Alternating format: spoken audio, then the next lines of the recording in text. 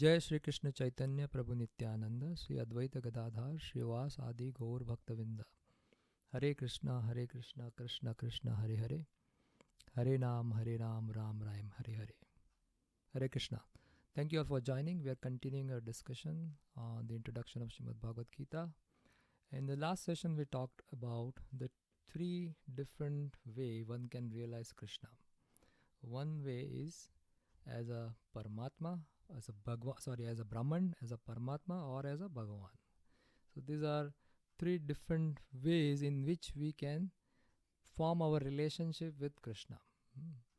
And of these three stages, in the Brahman feature, in the Brahman realization, we can only understand about the Sat feature of the Lord. And in the Paramatma realization, one can understand the Sat and Chit part of the Lord. And in the Bhagavan, one understands Sat, Chit, and Ananda. That the Lord is Sat, Chit, Ananda, Vigraha. So he has a form. He is not formless. Yeah? He has a form, and when we understand that the personal form is the most complete, then one can engage in exchanging different rasas with the Lord in the purified state of consciousness. They can exchange rasa with the Lord in the spiritual world. So Prabhupada continues further and he says that different manifestations of the Lord in this world, and this he is trying to explain that the complete whole, the personality of Godhead, has immense potencies. Parasya Shaktir Vividhaiva Shruyate. So this is coming from Chaitanya Charitamrita, Madhya Lila, chapter 13, verse 65, purport. How Krishna is acting in the different potencies is also explained in Bhagavad Gita. In various places this is discussed in Bhagavad Gita too, that how things work in this material world by his energies. The phenomenal world or the material world in which we are placed is also complete in itself, because the 24 elements of which this material universe is temporary manifestation, according to Sankhya philosophy, are completely adjusted to produce complete resources which are necessary for the maintenance and sustenance of this universe. So the energies of the Krishna are self-sustained. That's what we can say, that the Sankhya philosophy explains these 24 elements in details, and these elements actually are the fundamental blocks of this universe, and they are made in such a way that they can self-sustain and the maintenance can happen on its own. There is nothing extraneous or nor there is anything extra needed actually. This manifestation has its own time fixed by the energy of the Supreme Whole, and when the time is complete, this temporary manifestations will be annihilated by the complete arrangement of the complete. So, in this Upanishad, it is said that the Supreme Lord is complete and perfect, and there are so many complete and perfect units coming out of him. And even though there are so many units come out of him, he still remains perfect and complete. And those units which comes out of the Lord, those units can maintain themselves on their own.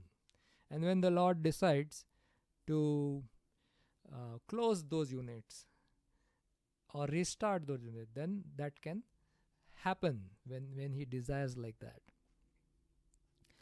So Prabhupada continues and says, there is a complete facility for the small complete units, namely the living entities, to realize the complete. Now these are all the way it's presented is Upanishadic ways, it is called as, because it's kind of complex way of presenting things.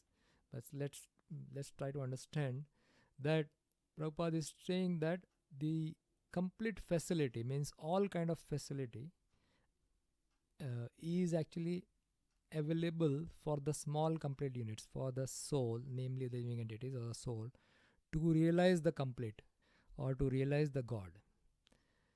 And then he says, and all sort of incompleteness, means when the soul is not connected with the Lord, then that is an incomplete state of the soul, are experienced due to incomplete knowledge of the complete.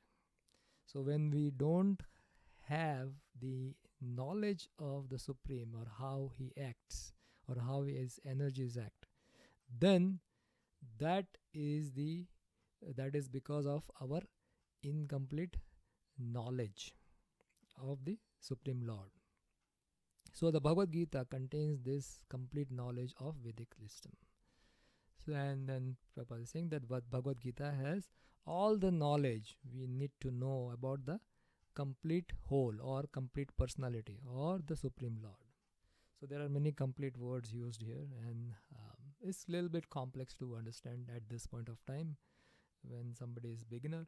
But as we study more and more, then we understand these concepts. We will gradually understand this concept.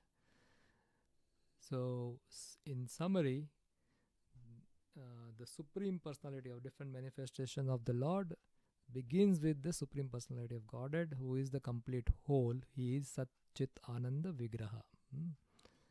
And the example can be given as Sun God. I have put it over here, Sun God. So Sun God is the controller of Sun planet. Right? And then the Sun God can be equated with, the realization of the Sun God can be in different ways. Somebody can see the sun rays and they say, the sun is here. But actually, is it the sun is here? No, it's a partial realization of the sun. It's just a sunlight or the sun rays. So that can be considered as the impersonal impersonal Brahman realization, or Sat feature of the sun. So here I have put the sun rays is the actually can be compared to the impersonal Brahman, and the sun disk, knowing the sun disk, can be compared to Paramatma realization, where it is where you know the eternality of the sun and the knowledge about the sun. And the final realization, the topmost realization, is about the knowledge about the Sun God. So similarly, when we try to understand Krishna, then we can understand Krishna in different ways, as Krishna is a person, the Supreme Personality of Godhead, or his effulgence, which is bodily effulgence, which is Brahman, or Krishna in everybody's heart as Paramatma. So these are the three ways one can know about Krishna. And then there are different energies of the Lord, and then the energies of the Lord are within that is the Supreme Lord, or the controller, the controlled living beings, which is jivas. So Ishvara, jiva, this is the Prakriti, cosmic manifestation. Now that Prakriti is made up of again 24 elements. So, and it is created and annihilated. So this world, or material world in which we live, is created at certain time, and then it will be annihilated at certain time. So there are cycles. We will understand those details later. But for now, just understand it is created again and again. So created, annihilated, created. So this is a cycle that will happen again and again. And within this world, there are 24 elements. And is given in 13th chapter of Gita, those 24 elements. And studying of those 24 elements, it's called as Sankhya philosophy. And then it talks about the eternal time and karma. And then Prabhupada says that all sort of incompleteness are experienced due to our incomplete or incompleted knowledge of the complete. So when we don't know Krishna very well, then we feel that there is some incompleteness in these things around us. Is not filled. We cannot feel. We feel that there's something lacking. But actually, nothing is lacking. The lacking is our knowledge about Krishna, and that's why we carefully and in detail study Bhagavad Gita, and we gain knowledge about Krishna. So this is all is there. What we need to know in Bhagavad Gita, right?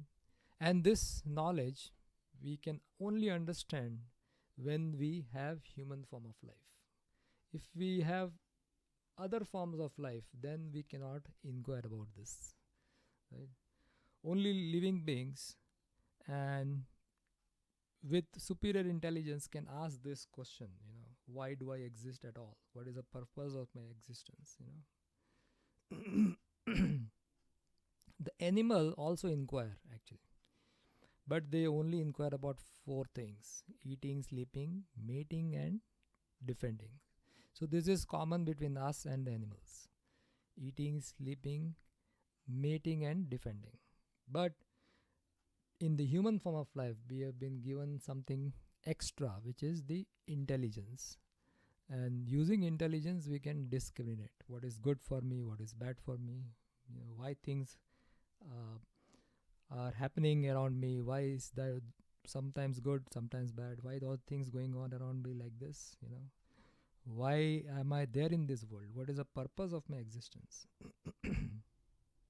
So only in the human form one can inquire, and one when starts inquiring, then then Lord makes arrangement. And then what is arrangement? So Lord brings that kind of person in contact with some devotees of the Lord. So this is what actually Lord Chaitanya is teaching, that the devotee after Brahmande Brahmite Kono Bhagyavan Jiv. Means Brahmand means in the universe, Brahmite means they are moving around in the universe. Kono Bhagyavan Jiv. Somebody who is Bhagyavan, who is very, very fortunate. What happens to that fortunate soul? Guru Krishna Prasade Pai Bhakti Lata Bij. By the prasad, by the mercy of Guru and Krishna, they get the Bhakti Lata Bij. They get the seed of Bhakti, the seed of the Bhakti plant. And what is that seed? Means basically that seed is nothing but they get to understand about Krishna. And then that is called as Sambandha Gyan. So this is the three things or essential teachings of Lord Chaitanya. Lord Chaitanya came in this world 500 years back, in Nadia district in West Bengal. And he is actually the Lord himself, Krishna, coming as a devotee in the form of devotee in this material world to teach how to become a bhakta, how to become a devotee of the Lord. But he was actually Lord who was showing how to become a devotee by his own example. Also, he is a Yuga avatar. So we'll see there are 6 different categories of avatar, and Lord Chaitanya is a Yuga avatar in this age. Yuga avatar, the purpose of Yuga avatar is to establish Yuga Dharma. What is Yuga Dharma? Yuga Dharma is a process by which one can go back to Godhead. So when we understand about Krishna, or when we try to understand about Krishna, knowledge about Krishna, that is called as Sambandha Gyan. Right? And then when we understand, then we have to follow a process. So let's say we want to go from one city to another city. So then we know about that other city first, where we want to go, the purpose of our going, all these things we know. And then we travel through a road, right? So that traveling through a road, traveling to go from city A to city B, that is called as the journey, that is called as the process of going from one place to another. So that journey or that process is called as Abhideya or Bhakti. So this is the second one. So first we understand about the Lord, then we follow a process, and then we reach the goal. So we reach our destination. So that goal is called as Prayojana or Prema. So these are the 3 essential teachings of Lord Chaitanya. Bhagwan Sambandha, Bhakti Abhideya, Prema Prayojan. And these are the 2 verses I have quoted from Chaitanya Charitamrita, where he is mentioning about this, that this is the process of let's read the first one. Chaitanya Mahaprabhu continued, the Supreme Personality of Godhead is the central point of all relationship. Acting in devotional service to Him is one's real occupation, and the attainment of the love of Godhead is the ultimate goal of life. These are the three subject matters as described in the Vedic literature. So this is not something which Lord Chaitanya is bringing out of his own mind. He is quoting the Vedic literature, and from the Vedic literature he is actually bringing up this point, that these are the three central points. First, we understand our relationship with Krishna or the Supreme Lord. Who is he, who we are, what is our relationship, why it is broken. We understand all these kind of things. And then once we understand, then we actually engage in a process called as bhakti, where we serve the Lord with our senses, right? And that is abhideya, bhakti abhideya. And what is a goal? Then we attain the love of Godhead or love of Krishna, and that is prema prayojan. So Bhakti Vinod Thakur, who is the so I think we have not introduced Bhakti Vinod Thakur. So let's see. So here we see Srila Prabhupada, whose book we are reading, Bhagavad Gita, right now. His guru was Bhakti Siddhanta Saraswati Thakur. And Bhakti Siddhanta Saraswati Thakur's father was Bhakti Vinod Thakur. So he is father of Prabhupada's guru. And Bhakti Vinod Thakur actually started or restarted the Krishna consciousness movement. So he was expert in Sanskrit as well as he was expert in English. He was a magistrate in Jagannath Puri. He was magistrate of that area when the Britishers were ruling India. And he wrote many literatures actually. So one of the literature is called as Dasa Mula Tattva. Dasa means 10, and essential or esoteric truth. Mula is the esoteric or essential truths of Veda. So those truths of Vedas can be summarized as Sambandha, Abhideya and Prayojana. And then he goes into details of those. What is Sambandha? What are the topics of Sambandha? What is the topics of Abhideya? And what is Prayojana? So he goes into details of that. And then that's why he put a Dasamulam. There are 10 truth. So the first one he starts as Pramana. Pramana, and then second one is Prameya. So in the Pramana there is 1 point. In the Prameya there is 9 points. So that's how 1 plus 9 is 10. So what is Pramana? So Shastras are the Pramana. Yeah. In ISKCON we are taught, or Srila Prabhupada has taught us, that there is 3 ways check. One is Guru, other is Sadhu, and third one is Shastra. So Shastra is the source. Always Shastra is the source. Everything has to come from Shastra. It should not be mental concoction. The knowledge has to come from Shastras or the Vedas. So Shastra Praman. So what is a Praman? So that's what he establishes first. What should be the Pramana? The teachings of the Vedas received through Guru Parampara are known as Amnaya. Amnaya. So when we receive knowledge of Vedas through Guru Parampara, right? Chain of disciplic succession. When we receive that knowledge in that way, that is, he defines as Amneya. The infallible evidence of the Vedas, of the Smriti Shastra headed by the Srimad Bhagavatam, as well as the evidence such as direct sense perception, Pratyaksha. So whether we hear from the Shastra or whether we experience what after we hear from the Shastra, that concur with the guidance of the Vedas are all accepted as Pramanas. The point is trying to say is the Pramanas or evidence should be always presented from Shastras, so the Vedas. And when we saw the overview of Vedas, there are Vedas has 2 sections. One is Shruti, other is Smriti. Shruti is the direct word of Lord, whereas Smriti is something which is heard and then that is described again. So that is Smriti. So Srimad Bhagavatam falls under Smriti Shastra. whereas Bhagavad Gita is Shruti.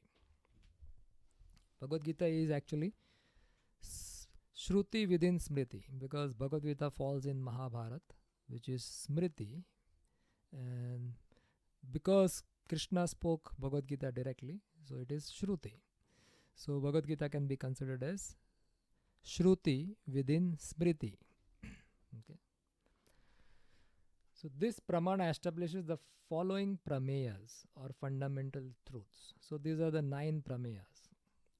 So pramana is what? Pramana is the proof. From where the proof is coming? From the Vedic literatures, from Shruti and Smriti.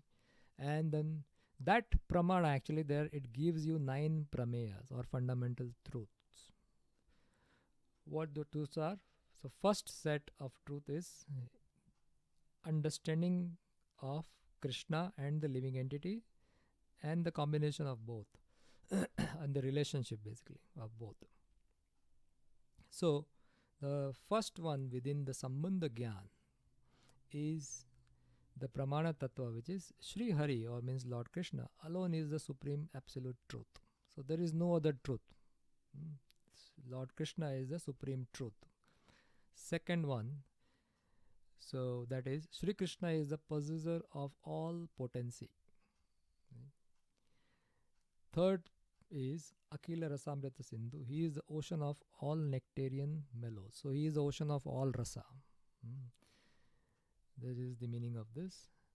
And then it talks about the soul. The first 3 is about Krishna. The next 3 is about the soul. Both the mukta or liberated and baddha or conditioned jivas are eternally separated parts and parcels. Right? So which means that we are eternal, whether mukta stage means whether in the liberated state or whether in the conditioned state. We are eternally separated. We are separated from Krishna. We are not merged into Krishna. We are separated from Krishna. And we are his part and parcel. Conditioned souls are subjected to the control and covering of the Maya. So those who of us who are conditioned, we are having a covering of Maya. Muktas, liberated soul, are free from the Maya. And then Achintya Bheda Bhed Tattva. This is something which Lord Chaitanya brought to this world. Simultaneously one and different. Achintya Bheda Abheda Tattva. This entire universe consisting of the conscious Chit, means the living entities, and the unconscious, which is Achit, is Sri Hari's Achintya Bheda Bhed Prakasha. That to say is his manifestation, which is inconceivably both different and non-different from him. So Achintya Bheda is a very wide philosophy, but let's understand in a very brief thing that simultaneously one and non-different. For example, we can say that the Lord Krishna is Bhagavan form, right? And he is also existing at the same time in everyone's heart and including every atom. So it is very difficult to understand simultaneously one, and how can he manifest in so many things. So this is Achintya Bheda Bhed Tattva. This part of that understanding. So all this consists of Sambandha knowledge or Sambandha Gyan. This point 2 through point 8. This all consists of the Sambandha Gyan, or knowledge about Krishna, knowledge about us, and knowledge about the Achintya Bheda Bhed Tattva of the Lord. Now, after understanding, then what happens is, then we engage ourselves in some process, which is called as Abhideya. So, that process is defined here as Suddha Bhakti, or pure devotional service is the only practice, sadhana, to attain perfection. So, this is the only way. Bhakti is the only way to attain Krishna. There is no other way. There is no other way. Krishna says that many times. There is no other way apart from bhakti, pure devotional service. So pure devotional service means that devotional service or bhakti performed in purified state of mind or purified consciousness, which we learned earlier. Right? Now, why I'm bringing all this here? Because we see that whatever Srila Prabhupada has given is teachings from Lord Chaitanya, which is actually teachings of Bhagavad Gita, which is also teachings of Shrimad Bhagavatam, which is also teachings of Chaitanya Charitamrita, which are all the teachings of Vedas. So there is no difference in what they're presenting. And most of the topics we have covered here, except this particular one, which is Achintya Bheda Bhed Tattva. In this, we are going to understand more details as we go forward in Bhagavad Gita studies. So, after establishing the Sambandha Gyan, which are these 7 points, and then you engage in pure devotional service, yeah, and that is Abhyadeya, and then you attain a goal. What is a goal? So, Krishna Priti. Priti means prem also. Sometimes the word Priti is used, sometimes the word Prema is used. Krishna Priti is transcendental love and affection for Krishna is the one and only final object of attainment. Sadhya Vastu. So this Abhideya is considered as sadhana, and then Sadhya means the goal. So what is a Sadhya? Krishna's love, or love for Krishna, transcendental love, beyond the 3 modes, love beyond the 3 modes. And affection for Krishna is the only final object of attainment. So pure love of Krishna is the goal. So Sambandha means, again going back, Sambandha is knowing about Krishna and ourselves, our position in the world, Krishna's position, and all this detail. Then Achintya Bheda Bhed is Sambandha Gyan. Where do we get all this knowledge? We get all this knowledge from the Vedas, Pramanas, are from the Vedas. And then Abhideya is nothing but the process which we follow, which is Suddha Bhakti. And then we attain the goal, which is Prayojana, which is the pure love of Krishna. So this is the essence of Lord Chaitanya's teaching, Sambandha, Abhideya and Prayojana. Bhagavan Sambandha, Bhakti Abhideya and Prema Prayojana. So with this, we'll stop here and we'll continue in the next session more about the introduction topics. Srila Prabhupada ki jai. Srimad Bhagavad Gita ki jai. Gaur Premanande Haribol.